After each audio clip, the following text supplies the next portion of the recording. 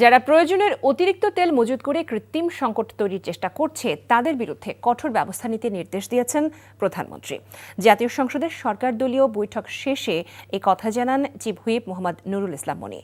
তিনি আরও বলেন, তেলের কোনো ঘাটতি নেই, কৃত্রিম ঘাটতি তৈরি হয়েছে কিছু মিডিয়া ও মানুষের কারণে।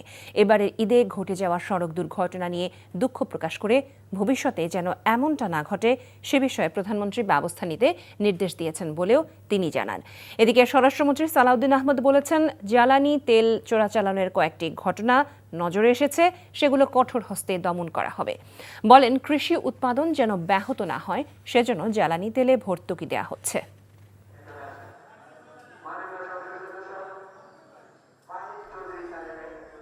তেলের কোনো সাপ্লাইয়ের কোনো ঘাটতি নেই, কিন্তু ঘাটতি আর্টিফিশিয়ালি তৈরি হয়েছে কিছু মিডিয়ার কারণে এবং কিছু মানুষ অতিউৎসাহিত কিছু চোরাচালানিদের কারণে। কাজে এটা যাতে না হয় তার প্রয়োজনীয় ব্যবস্থা নেওয়ার জন্য আজকে এই সিদ্ধান্ত গৃহীত হয়েছে। সঙ্গত কারণে চোরাচালান হচ্ছে, চোরাচালান রোধের জন্য তিনি কঠোর ব্যবস্থা নেওয়ার জন্য হোম মিনিস্টারকে বলেছেন।